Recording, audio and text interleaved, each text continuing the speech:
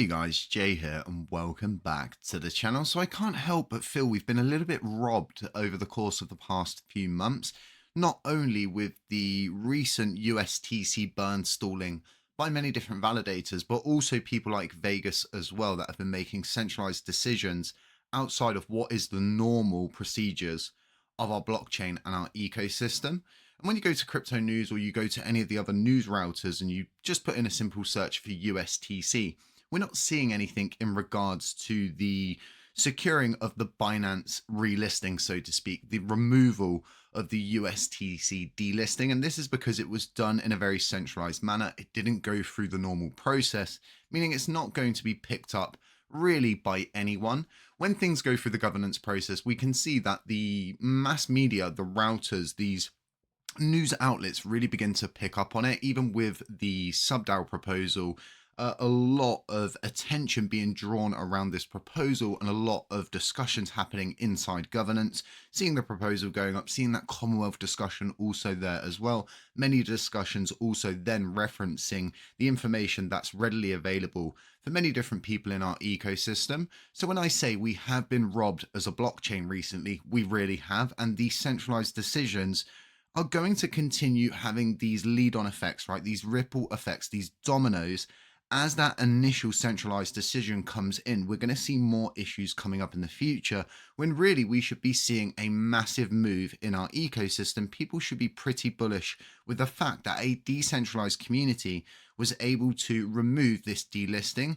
The issue is it's not done in a decentralized way. The community didn't get together to do this. Instead, the effort from the community side was completely ignored, completely shut down by all of the validators for one individual validator to go in and make that centralized decision. And again, now we've got people like Trader Rocco, who are part of the Juris community, who are also saying, well, look, it's a meme coin now. And it's like, well, hang on a minute, guys. You were saying that you were totally against the idea of it being a meme coin, that it would lose its dominance as being this asset that could be repegged. So again, like we're being essentially robbed each and every day of this momentum. And then meanwhile, you go to like very basic X accounts that have got like nearly 100K followers. They talk about LUNC every day, but it's more just LUNC's going to go to $1 in 2025. And this is what I look at when I'm really thinking about someone like Matthew Perry, his content is basically driven around the idea that LUNC can be restored to the $1 value. It's very easy to sucker people in to this kind of narrative, this kind of idea, because people simply don't understand the ongoings with the circulating supply and the fact that if it was worth $1 a coin, we would need a very small supply. And the fact is we've simply got to chew through that supply, and there's just no means or methods available to do such a thing. So when it comes to USTC price at the moment, it's not looking great. And like I said, we have been robbed of essentially a very strong narrative that was being pushed initially. And off of the backwind of this thing, we had the Mirror, the Anchor protocol burns, we saw the Shuttle Bridge burn. And then when it came down to the final step, the real final thing that would have locked everything in place, well, it was rejected. It was shut down by that same group of validators that are out there acting to be friendly towards the blockchain, shutting down the entire process of that burn whilst they're promoting their own L2 product with their own L2 coin, and they're offering all of the solutions to the problems that inherently they created. So we've seen a pretty decent move upwards when it comes to USTC, looking at around 25%, but now coming back down and really coming down hard, coming down fast. If we flick to Luna didn't even move up. We look at LUNC, didn't move up alongside it. Normally what happens is all three coins move in tandem. The fact they're not moving in tandem anymore is a big issue. This starts to show us that the enforcement behind the scenes, the centralized decision making, the halting of the burn process has had a very adverse effect. And the sad part really is all of the information was given to us as a community, and it just seemed like all of the validators out there simply didn't give two craps about this document, about the court proceedings, all of the ins and outs, the evidence that was available. And people were simply backing up on the idea that they had spoken to their legal team, they had spoken to their lawyers, and they had been advised that these funds were to be dealt and distributed to really the crushed user base. And like I said, those who are going in and making claims, becoming claimants, that was essentially what a lot of these people's legal teams, these validators, legal teams, was saying when it come down to these funds. And I can't help again but sit and read through this document and just sit there and say to myself how obvious it was what we needed to do. And when we go over to a governance-based view, going to be using validator info for you guys this morning, just showing you some other tools out there other than LUNC Dash. Validator info is actually a really good tool. They've got some stuff that we don't have on LUNC Dash, so a lot of the times I do like to use these other tools, but LUNC Dash is readily available. We can see up top here, we've got LUNC Live being the #1 no voter, Terra Vita being just below them. And from my perspective, each and every one of these validators worked consecutively to shut down a proposal that had legitimate grounds. And each and every one of these validators that are shown here are now responsible effectively for the position that we are in.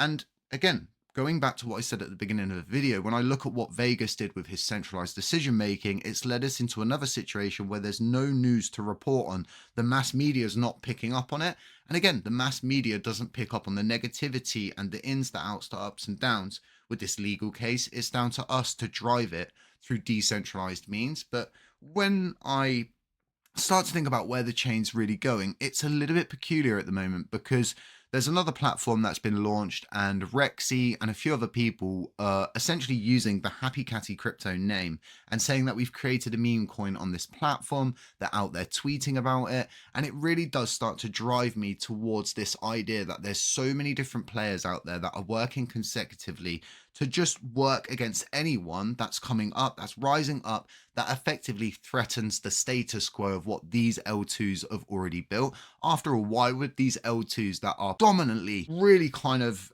controlling the sector, so to speak, why are they going to let a new player come into the space? They're not. They're going to do everything that they can to ensure that our product doesn't launch, and that they use every tactic means available to hinder the process of our launch, to take all of the limelight away from the launch and put it on their specific individual launch where they're all working together.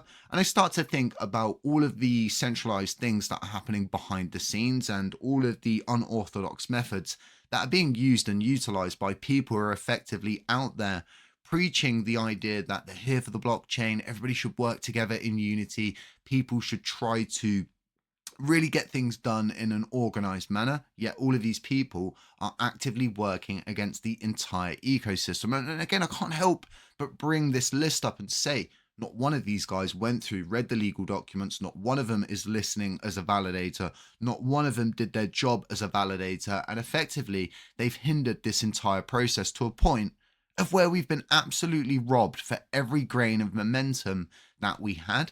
We built up a lot of momentum leading up to that USTC burn. And as I said in my previous video yesterday, we also had the Project Dawn burns to go through afterwards. We put ourselves in a situation where effectively we had a wave to ride, but we were unable to ride it. The wave was quashed, it was quelled, and it was halted at that point. And I can't help but think, once again, all nodes made a individual unique effort to prevent me voting on my own proposals, yet these are supposed to be people that are for the ecosystem, for decentralization, and they're enforcing rules on validators, but really just enforcing the rule on me. And from my perspective, I sit here every day and I'm creating content. We're out there, we're building stuff, we're developing, we're deploying, we're doing all of these different things, and we've never taken a penny from the ecosystem. We've never asked for a penny, yet we see many different people getting payouts from the ecosystem, many different people now wanting to take centralized control over some kind of liquidity bundle that's now in a proposal. We're going to be going over that in a separate video today. I really want to give my perspective on it, considering the people that are being pushed forward in that proposal, supposedly as trusted members of the LUNC community. We're going to be breaking all of that down. We're going to be going over the historical basis of each and every one of those co-signers on the proposal, and we're going to see if it's accurate, if what they're saying is true, and if they are actually trusted community members, or if these guys have been responsible for some of the biggest rug pulls in our ecosystem if some of them vote no to absolutely everything can halt and hinder the development process, the governance process. There's so many people on that list that are not trusted. It's hilarious to say the least. But we're getting that all in a video for you guys today. But I wanted to get these thoughts down for you guys. I wanted to let you know how I'm really thinking about this situation and how I'm feeling, seeing that reaction in the market, seeing USTC now crushing downwards as the total crypto market cap is really just trying to figure itself out at the moment. We should be rising above all of this. We've had so much good news, so much good momentum, but yet it's simply not there. And there's no other way to describe or explain why this is happening. We can only look at the historical basis of the moves, the behavior, and the routes that all of these different validators are taking. But look, stay safe, stay humble, stay aware, and I'll catch you in the next one.